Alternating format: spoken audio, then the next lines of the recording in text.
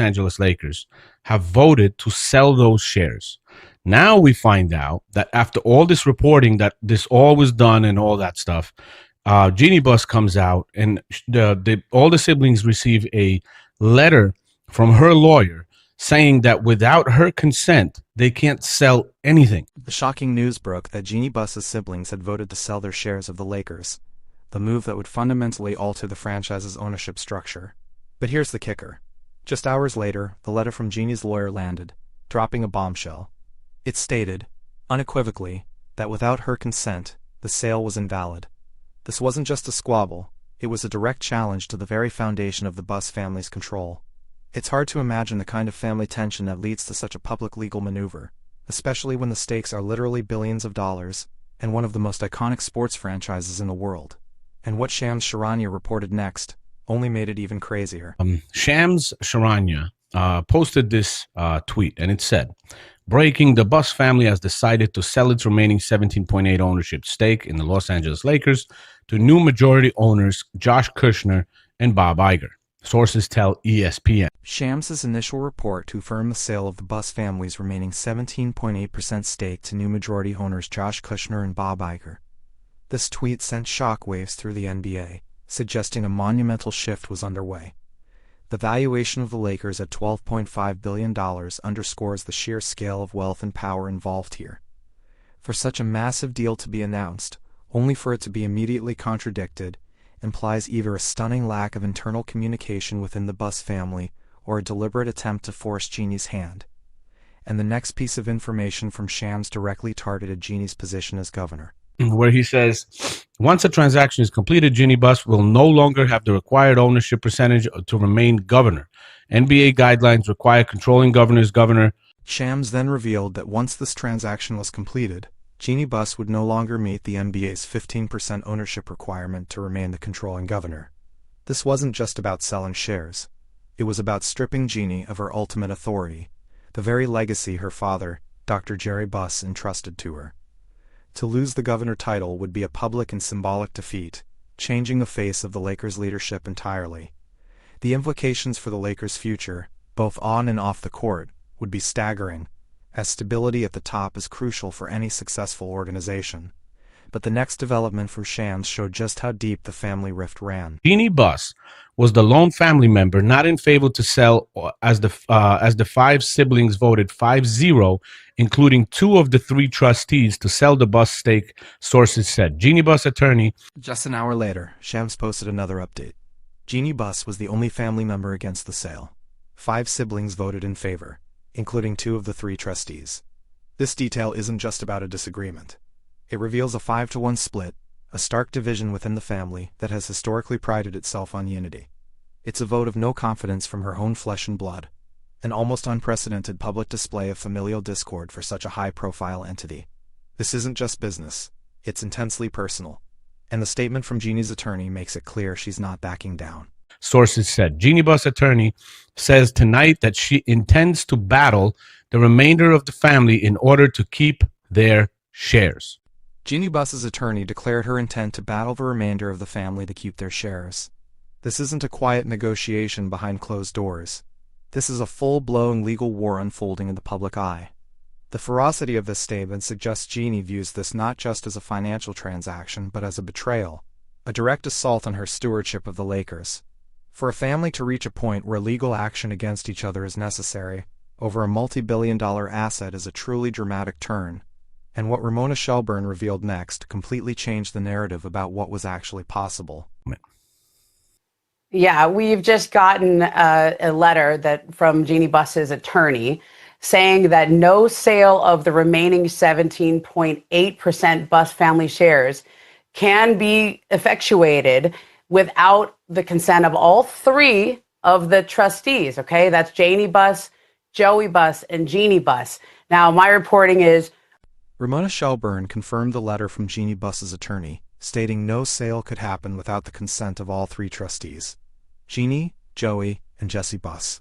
This crucial detail directly contradicts the idea that the 5-sibling vote was enough. It elevates Jeanie's position from simply being outvoted to having a legal veto. This isn't just a family disagreement, It's a fundamental legal hurdle that the other siblings seemingly ignored or miscalculated. It turns the entire situation on its head, demonstrating just how complex the Buss family trust truly is. And the historical context of this power struggle is key to understanding its current eruption. To a ruling in 2017 when this was also in court among the trustees. There was a coup that the older brothers tried to dislodge Jeanie from control. Ramona specifically highlighted a 2017 court ruling, a time when the older brothers attempted a coup to dislodge Jeanie from control. This isn't a new fight, it's the latest chapter in an ongoing power struggle that has simmered for years. The mention of a coup isn't hyperbole. It paints a picture of intense internal machinations and fractured trust.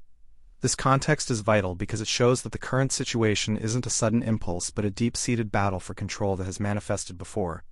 And it explains why legal precedent is now so critical. This is where the fight is going to be. In the initial sale to Mark Walter, the tag-along provision, the other family members had a right to tag along to any sale if Mark Walter were to sell his shares at the same valuation that Mark Walter got. So that's the $12.5 billion. And the tag-along provision is at the heart of the siblings' argument. It allows them to sell their shares at the same valuation as Mark Walter's previous sale, $12.5 billion. This provision appears to give the siblings a legal pathway to sell. However, the conflict lies in the direct clash between this provision and the 2017 court ruling that grants Jeanie ultimate veto power as a trustee. It's a legal Gordian knot, where two seemingly valid legal avenues directly contradict each other. This isn't a simple majority vote. It's a battle of conflicting legal statutes, and the Lakers are cog in the middle. The big question now is, which legal precedent takes precedence? Tag-along provision as part of the sale to Mark Walter, but the 2017 court ruling amongst the trustees that said no sale can go through without Jeanie Buss's approval. And right now, she is not approving or selling. Okay. Now that's a crazy story, because now we don't know if it was actually sold, if it wasn't sold. This is where the real legal gymnastics come into play. The 2017 court ruling explicitly states no sale can go through without Jeanie Buss's approval. This ruling, established during a previous attempt to remove her, is her ironclad defense. It means that even if the tag-along provision technically allows the siblings to sell, Jeanie's specific consent, as per the court, is still required. This isn't a casual no. It's a legally binding block on any transaction. The sheer audacity of the siblings to proceed knowing this ruling existed is frankly astounding, and it raises questions about the motives behind Shams's initial reporting.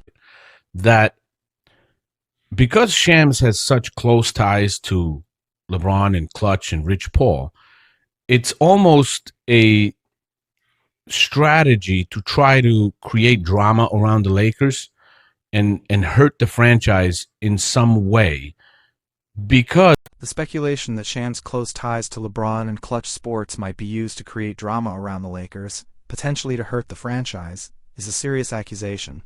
While I personally don't think it goes that far, the timing and initial framing of the reports, which omitted Jeanie's veto power, certainly fueled chaos. If there was an agenda to destabilize the Lakers' ownership amidst LeBron's contract situation, or perceived disrespect, this would be a highly effective way to do it. It highlights how the media landscape around the NBA can become intertwined with player-owner dynamics. Regardless, the immediate impact was profound. There's a possibility he couldn't have known of the verdict from the court that said that no sale can go through without Jeanie Buss's approval. The critical point is whether Shams knew about the 2017 court verdict that required Jeanie's approval. If he didn't, it points to a significant oversight in his reporting, suggesting he was only getting one side of a deeply fractured family story. If he did know, and still reported the sale as a done deal, and the creating drama narrative gains more traction, it's a huge distinction that changes how we interpret the information flow. This isn't just gossip. It has real implications for how the public perceives the integrity of reporting around the NBA. And what Jeanie's lawyer explicitly stated leaves no room for doubt about the legal standing. What's exactly going on, but right now there's a letter out there that literally states from a lawyer, Jeanie Buss, that the other siblings, even though it's 5 of them against only her, because she has controlling interest and she's one of those 3 main trustees, they cannot sell that franchise without her specific approval. The lawyer's letter is crystal clear.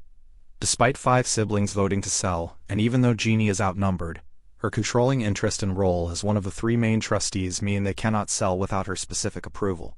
This isn't a suggestion, it's a hard legal barrier. It confirms that the numerical majority among the siblings doesn't override the established legal framework for the Buss family trust. This isn't just about who wants what, it's about what the law permits. And right now the law is on Jeannie's side, and the implications of this legal battle for the Lakers are far-reaching. All three of those main trustees have to give that approval. Two of them did, and Jeanie Buss did not. So if three of them don't do it, they can't make the sale. The three main trustees, Jeanie, Joey, and Jesse, all must approve for a sale to go through. And since Jeanie did not approve, the sale cannot be made. This is the crux of the entire conflict, boiling down to a simple, unfulfilled condition. It directly validates Jeannie's position and renders the other siblings' votes effectively moot in the eyes of the trust's legal structure. This isn't just a family feud, it's a high-stakes legal stalemate that impacts the governance of an NBA dynasty, and it prompts the crucial question of what this means for the Lakers' immediate future. And we don't know if a team that wants to build a championship contender needs stability. If you don't have owner stability and something's going on, then there's issues, and it might be issues for the foreseeable future, depending on how long it goes. A championship contender needs stability. When the ownership is embroiled in public family drama and legal battles, it creates immense instability, directly impacting team operations, player morale, and future planning. How can Rob Pelinka and the coaching staff focus on building a winning team when the very foundation of the franchise is shaking? This isn't just about optics. It's about tangible effects on the organization's ability to function. The Lakers, a team built on consistency and legacy, are now facing internal chaos at the highest level. And the biggest mystery of all is why the siblings proceeded, knowing the legal hurdles. Easy to me, why break a story and come out and say the other siblings knew about the ruling from before? So why would they come out and say, we sold it, if they know they can't? Why would the other siblings break such a significant story, claiming a sale was made, when they knew about the prior ruling that prevents them from doing so without Jeannie's consent? This isn't a small detail they could have overlooked. It's a fundamental legal barrier. Was it an attempt to pressure Jeannie publicly? To force her hand by creating a fait accompli narrative? Or was it a genuine miscalculation, believing their tag-along provision trumped the trustee ruling? The strategic intent behind this move remains a huge unanswered question, and the courts will ultimately have to decide. But one thing is for sure, this drama is far from over. Family ESPN, we've decided as a family to sell the remaining Buss Family Trust shares to the Bob Iger Group as part of the ongoing transaction. We love the Lakers fans, and continue to support the Los Angeles Lakers, blah, blah, blah, blah, blah. Examining this key moment, as a family to sell the remaining Buss Family Trust shares to the Bob Iger Group as part of the ongoing transaction, this breakdown reveals crucial tactical insights. Rich Paul and LeBron James and Clutch Sports, not that easy to report exactly what's happening, is it? Now listen to Ramona Shelburne, because they're talking about this and exactly what happened and how that letter arrived and what it says. Examining this key moment, not that easy to report exactly what's happening, is it? Now listen to Ramona Shelburne, because they're talking about this breakdown reveals crucial tactical insights. Buss did not vote to sell.